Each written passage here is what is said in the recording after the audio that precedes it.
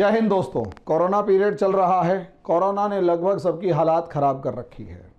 ऐसे में शायद ही दुनिया की कोई सरकार बची हो जिसका क्रिटिसिज्म ना हुआ हो, जिसकी आलोचना ना हुई हो। और आलोचना से बचने के लिए सबसे बढ़िया तरीका एक होता है कि ध्यान भटका दो। और दुनिया की हर सरकार, चाहे इसमें भारत की सरकार हुई, चाहे वो पाकिस्तान की सरकार हुई, दुनिया की हर सरकार ये खेल खेलती है। दुनिया की हर सरकार ये खेल खेलती है कि ध्यान भटका दिया जाए। अब ऐसे में हालात हमारे पड़ोसी देशों के भी खराब हैं, भारत के भी खराब हैं।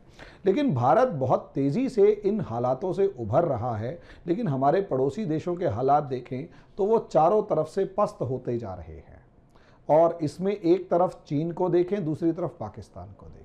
तो अब ऐसे में वो क्या चाल चल रहे हैं, कैसे भारत पर और दुनिया पर दबाव बनाने की कोशिश कर रहे हैं, इसके ऊपर एक एनालिसिस करने की कोशिश करेंगे। लेकिन दोस्तों, तब उससे पहले एक छोटी सी इन्फॉर्मेशन ये है कि हम लोगों का यूपीएससी का एक नया बैच, हम लोग जो हैं कोरोना पीरियड के अंदर सबकी हालत जानते हैं कि असलियत में इस कोरोना में किसी के पास भी बाहर जाने की हिम्मत नहीं है। भले ही लॉकडाउन खुल गया हो, लेकिन आने वाले समय में आप लोग क्लासरूम, खचाखच भरे हुए क्लासरूम्स या 200, 250, 300 बच्चों के क्लासरूम के अंदर जाकर बैठकर पढ़ पाएंगे और बीमारी नहीं ले पाएंगे, ऐसा पॉसिबल नहीं है।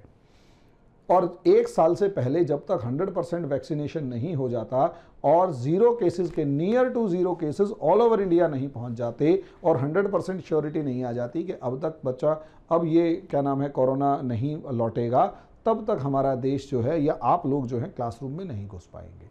ऐसे में अगर बच्चे टाइम वेस्ट कर रहे हैं तो बहुत ज़्यादा बुरी सिचुएशन है। ऐसे में दोस्तों हम लोगों ने आप लोगों के लिए बेसिक एनसीईआरटी का कोर्स शुरू किया है। अगले हफ्ते से इसका नया बैच शुरू हो रहा है। बेसिक एनसीईआरटी का कोर्स चालू किया है और इस बेसिक एनसीईआरटी के कोर्स में हम लोगों ने आप लोगों को गवर्नमेंट जॉब से जुड़ी जितनी भी गवर्नमेंट जॉब जो भी होगी, उनके जीएस का कंपटीशन के लिए जो भी पेपर आएगा उसकी तैयारी करवाने का कोशिश कर रहे हैं, तैयारी करवाएंगे। इसमें आप जीएस के वनडे एग्जाम के भी और यूपीएससी और पीएससी के लिए भी तैयारी करेंगे। यूपीएससी और पीएससी के तो प्रीवियस ईयर क्वेश्चन पेपर्स को सॉल्व करवा दिया जाएगा।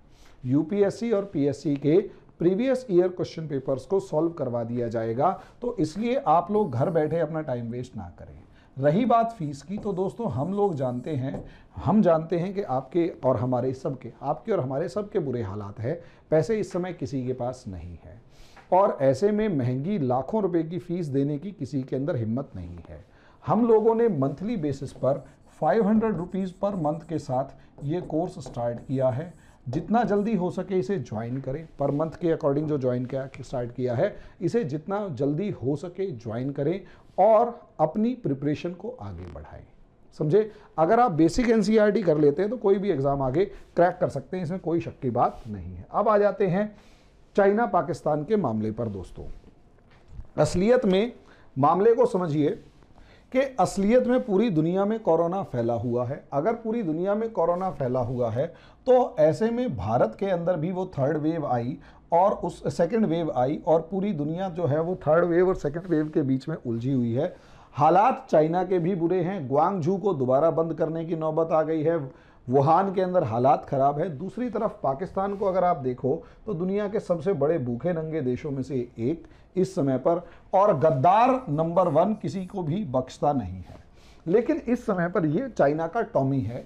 अगर आप देखें तो पाकिस्तान जो है वो चाइना का टॉमी बन चुका है।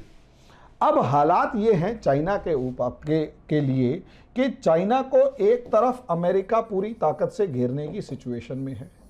ताइवान के मामले में अमेरिका ने बता दिया कि अब आपकी वन चाइना पॉलिसी को हम नहीं मानते। दूसरी तरफ अगर आप देखेंगे तो इंक्वायरी करने की जो यूं कहें कि जिसे कहते हैं कि इंक्वायरी कमेटी बिठाई हुई है और उसके अंदर ये देखा जा रहा है, इंक्वायरी की जगह आप यहाँ कहेंगे कि इन्वेस्टिगेशन करने की कोशिश की जा रही है कि असलियत में कोरोना कहाँ से निकला। और वुहान से जुड़ी हज़ारों खबरें लगातार निकलती हुई आ रही हैं। किसी में ये बताया जा रहा है कि 1000 जानवर डेवलप किए गए, कुछ लोग मारे गए, हॉस्पिटल्स में भर्ती, और न जाने कौन सी इस टाइम पर रिपोर्ट आ रही है। चाइना का पूरी दुनिया के अंदर क्रेडिबिलिटी लॉस हो रहा है। हंगरी के अंदर इसके अगेंस्ट प्रोटेस्ट हो रहे हैं। लिथुआनिया ने इसके अगेंस्ट जो है वो एक तरीके से मोर्चा खोला हुआ है। अफ्रीकन कंट्रीज वैसे नाराज चल रहे हैं। लगभग हर देश में कोई ना कोई समस्या चाइना के अगेंस्ट चल रही है। अब ऐसे में चाइना को, भाई नॉर्मली आप पर चारों तरफ से दबाव पड़ेगा तो आप दबेंगे, लेकिन चाइना की पॉलिसी उल्टी है। चाइना जैसे होता है ना, एक कुत्ते को लात मारो तो गुर्राने लगता है, गली के कुत्ते को डराओ, डंडा दिखाओ तो वो गुर्राने लगता है। वही हाल आज के दिन चाइना कर रहा है। समझदार पुरुष इंसान जो होगा ना, समझदार इंसान, वो क्या काम करेगा? समझदार इंसान सबसे पहले ये काम करेगा, अपनी गलती मानेगा कि हाँ मेरे से गलती हुई, और उसको जैसे भी सुधार सकता होगा उसे सुधारने की कोशिश करेगा। समझदार इंसान। पशु समान जो इंसान होगा वो अपनी गलती मानेगा नहीं, और जब उस पर दबाव बनाओगे तो वो गुर्राएगा। चाइना वैसा ही है। चाइना इस समय पर अहंकार के मद में चूर है, मानने को तैयार नहीं है कि उसकी वो इन्वेस्टिगेशन के अंदर सपोर्ट तो करे, वो कर नहीं रहा, चारों तरफ से घिरा हुआ है।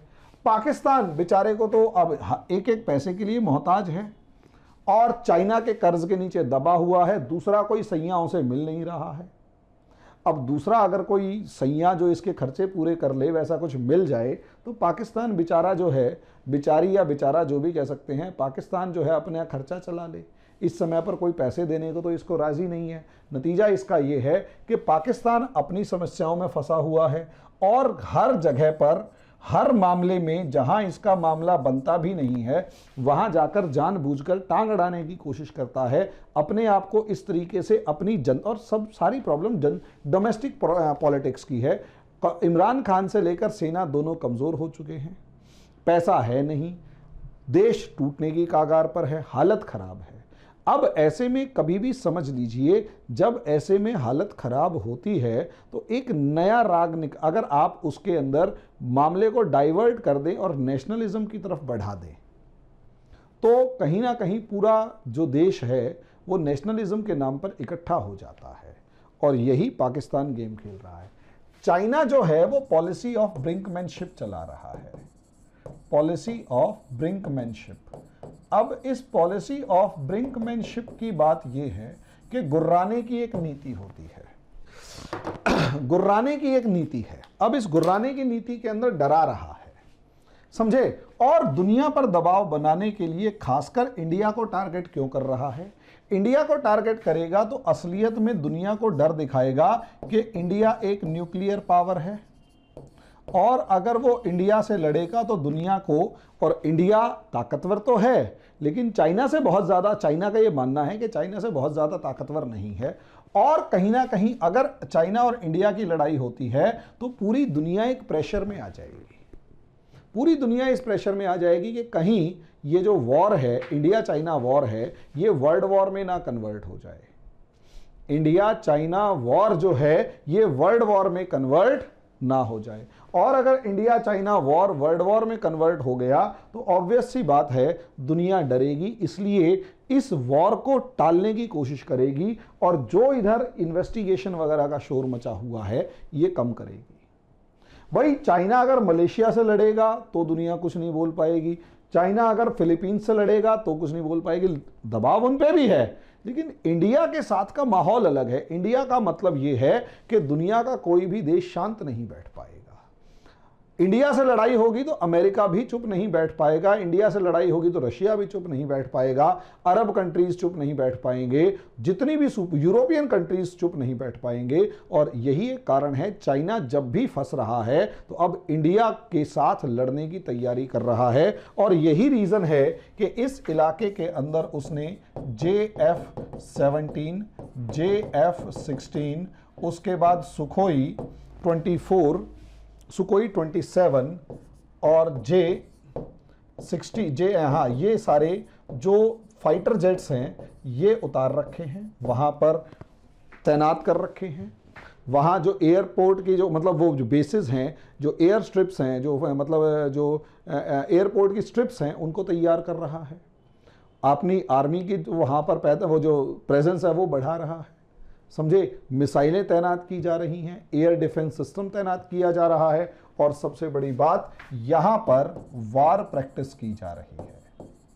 हालांकि इंडियन गवर्नमेंट यहां पर मजबूत है, लेकिन असलियत में चलो ये वॉर प्रैक्टिस कर रहा है, लेकिन दूसरी तरफ ये भी देखिए कि उसका जो चमचा कहो, करछा कहो, कुछ भी कहो, पाकिस्तान जो है वो क्या कर रहा है। असलियत में पाकिस्तान क्या कर रहा है? प्रॉब्लम यह है, पाकिस्तान यहां पर अपने गांव खाली करवा रहा है, अपने पड़ोस में गांव। दोस्तों सोचकर देख सकते हैं, 25 दिसंबर को 25 फरवरी को इंडिया पाकिस्तान का सीज फायर हो चुका है कि भाई अब हम एक दूसरे पर हमला नहीं करेंगे, समझे, मतलब सीज फायर का उल्लंघन नहीं करेंगे। लेकिन अब वो अपने गांव खाली करवा रहा है, इसलिए शक बढ़ रहा है। अपने गांव खाली करवा रहा है, इसलिए शक बढ़ रहा है। इसलिए भारत सरकार के अंदर या सेना के अंदर पैनी नजर बनाए हुए है। और उसके पीछे का reason internal crisis of Pakistan.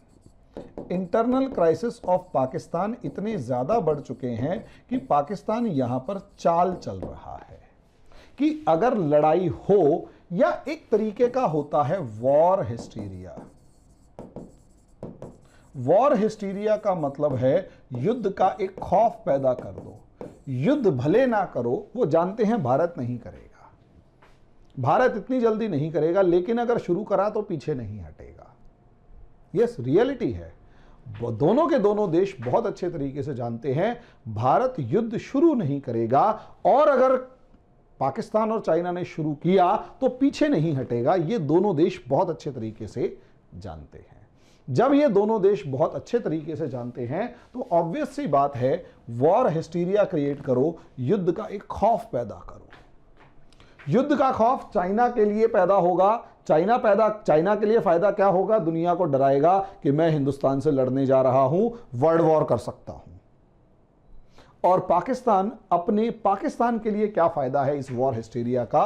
कि इंटरनल क्राइसिस में फॉल्ट लाइंस जो हैं वो असलियत में निकलकर सामने आ रही हैं।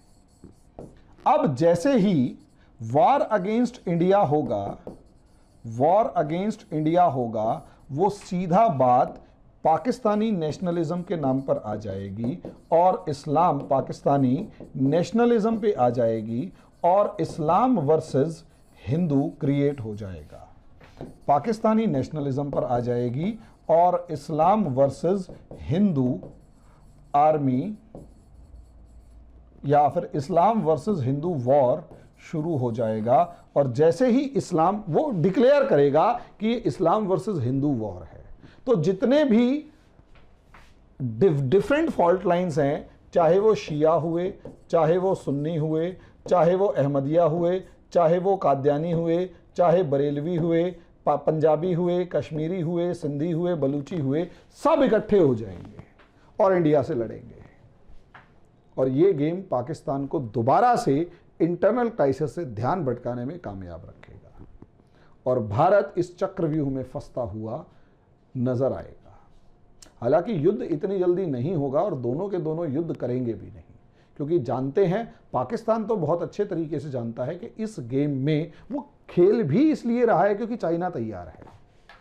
मैं गारंटी से कह रहा हूं, पाकिस्तान खेल भी इसलिए रहा है कि चाइना तैयार है। अगर पाकिस्तान नहीं खेल रहा होता या चाइना तैयार ना होता, तो पाकिस्तान की औकात ही नहीं थी कि यहां पे गांव खाली करवा के युद्ध की तैयारी दिखाई दे जाए।